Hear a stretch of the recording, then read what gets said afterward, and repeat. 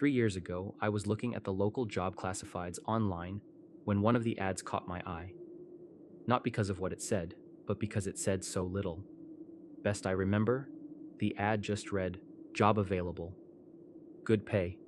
No benefits. Discretion required." It then listed an email address, and that was all. At the time, I was managing a music store, but I had already started hearing rumors we would be shutting down within the next year, and the likelihood of a transfer to another store was slim. I had been morosely looking at job listings for the last few days, but this was the first one that stood out, if only because I was bored and it was weird.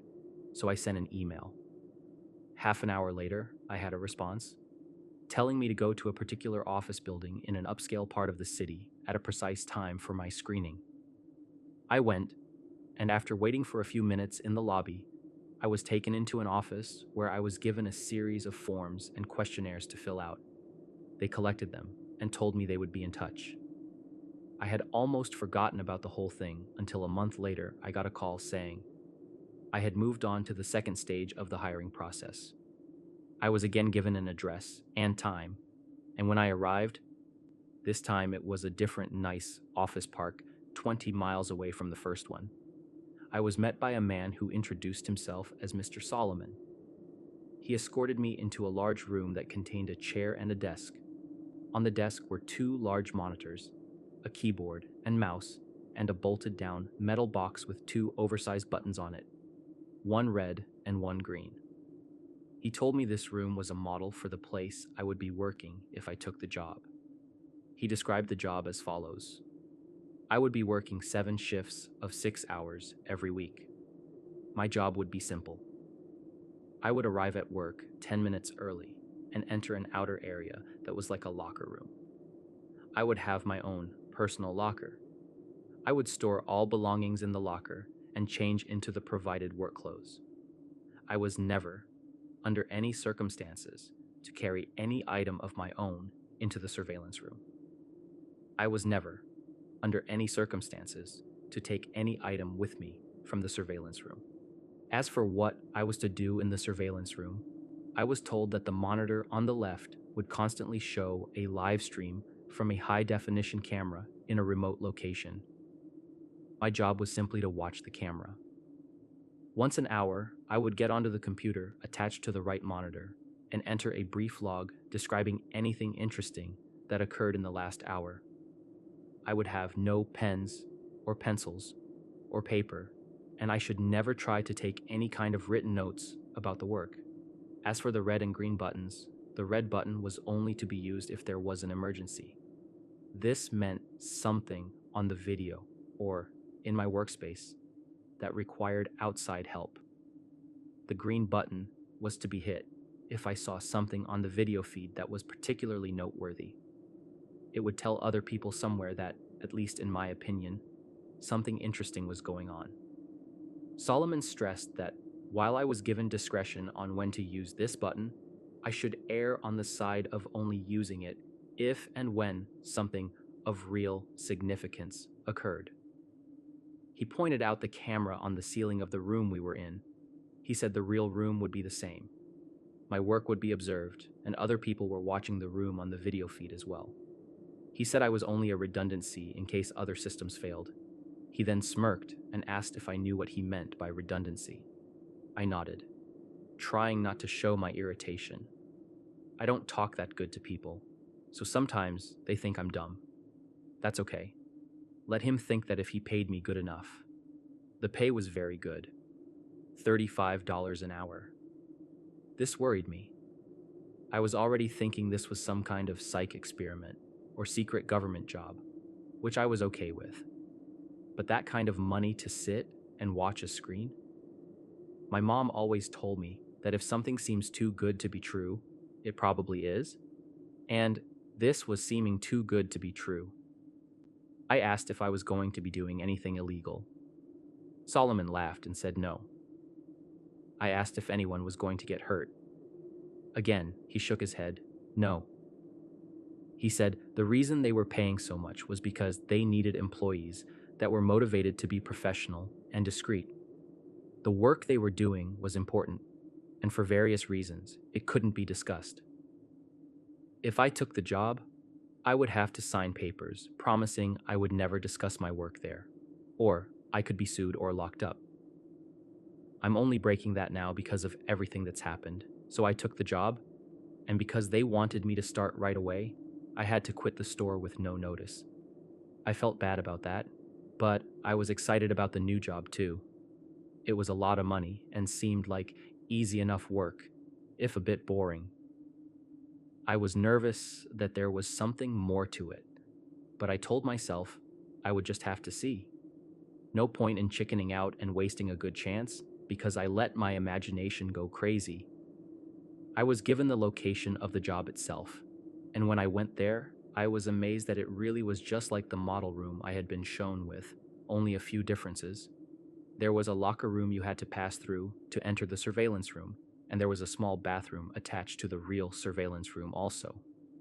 The real room had a small water cooler in the corner, but because I wasn't allowed to bring anything in with me, I had to eat before or after every shift. The biggest difference, of course, was that the monitors were turned on. The right monitor was just a black and white terminal like you see in movies sometimes. I could type in my logs, but no internet to look at, or anything like that. The left monitor. It was video from a room. You would call it a bedroom, I guess, because it had a bed in it, but it had lots of other stuff too. A TV, a sofa and chairs, a couple of tables, and plenty of empty space in between. The camera must be high up in a corner, because I could see pretty much everything except for the far sides of furniture. At first, though, I didn't notice any of that stuff. All I saw was her. She looked to be a little older than me and was very pretty. When I first saw her, she was laying on her side on the sofa. That was the part of the room farthest from the camera, but the picture was very clear, and I could tell that she was sleeping. I found myself leaning into the monitor more so I could see her better, and then I thought about what I was doing and felt embarrassed. It's like I was spying on her. A peeping Tom. My mom used to call it. I didn't want to be a peeping Tom, but I didn't want to be silly either. I needed to think about it slow. It was a good job, and I wasn't doing anything wrong, right? I wasn't hurting anybody. The woman looked fine, and the room was nice. She probably agreed to be there, and it's all some experiment or something. I was just overreacting. So I sat down in the chair and began my work.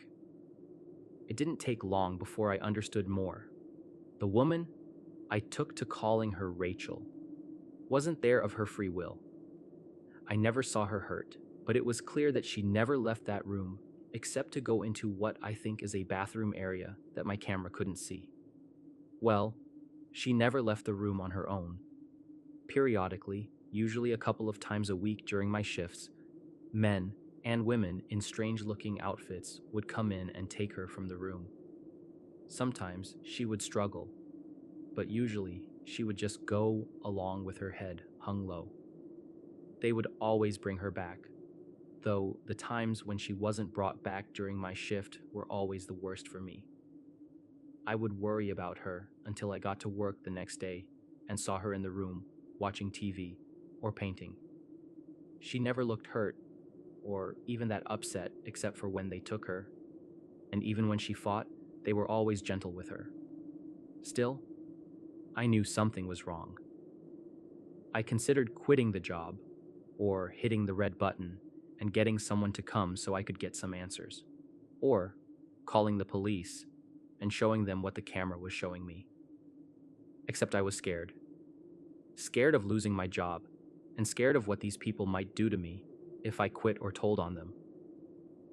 Solomon had told me when I took the job that part of being discreet was not asking questions. I would never be asked to do more than I had already been told, but I could never tell anyone what I did or saw, and I could never ask questions about what I was doing or why. So I made excuses. It was all an experiment. She was crazy or sick, and they were trying to help her. She was doing a job just like I was. Or if she really was a prisoner somewhere. At least I was watching to make sure that she was okay. If they ever tried to hurt her, or I saw that she really didn't want to be there for sure, I could get help then. In a way, I told myself, I was helping to protect her by watching. I don't expect you to think much of my excuses. I don't think much of them myself, especially now. But in my defense, when things changed, I didn't ignore it or try to explain it away. I knew something had to be done. Rachel would usually paint for an hour or two every day, and it seemed to always be during my afternoon shifts. The room had no windows as far as I could tell, but I guess she either used a clock or her own body's time to keep to a kind of schedule. I always liked to watch her paint. The thing she was painting was always facing the wrong way for me to see it, but I could see her face as she worked. She always looked peaceful and happy when she was painting, and seeing her that way, smiling serenely from time to time as she got something the way she wanted it, always made my day. I first noticed something was wrong when she started painting more frequently a few weeks ago. Her expression was more focused and serious, and there was a tension to her movements that I wasn't used to seeing. At first, I thought she was just really trying to work hard on something, and I wanted to tell her not to worry. Every few weeks, the others would come in and take the old paintings out anyway, bringing in a new stack of, I think the word is canvas, but it was more than her being focused. Something was wrong. She didn't look happy, and she was going for hours at a time. In the span of 3 days, she had finished 4 paintings. I had been growing more and more worried watching her work, and when she finished the 4th, I found myself telling her to just stop and rest a while. I had grown accustomed to talking to the monitor, talking to her in my own way, but she didn't stop. Instead, she began moving the paintings, arranging them on the back and seat of the long sofa at the far end of the room. This was the first time I had gotten to see any of the paintings. Even when the others were taking them out, they always seemed to be turned away from the camera. I was still worried about her, but I was also happy to finally see something she had worked on, happy and amazed. They were beautiful. One was a beautiful green forest. Another was an old stone well. A third was a house sitting alone on a small island. The last was an old-fashioned looking movie theater. All of them looked like something out of a dream, with trailing lines of color mixing in the air around weren't random. They were words, easy to miss if you weren't looking close. And by themselves, they didn't seem to mean much, just the ghost of a word somewhere in each of the paintings, easy to lose in everything else that was being shown. Them like leaves caught in a wind. It was only when I looked close that I realized the lines of color. I leaned into the monitor and squinted, trying to read the words. Then my heart started thudding as I made them out. Blinking and rubbing my eyes, I looked again, reading them out loud in order. Left to right, top pair, then bottom. Please, help. Me. Thomas. I pushed back from the monitor, my hand over my mouth. I didn't know what to do. I didn't know how any of this could be happening. It wasn't just that she was asking for help, though that was a big part of it.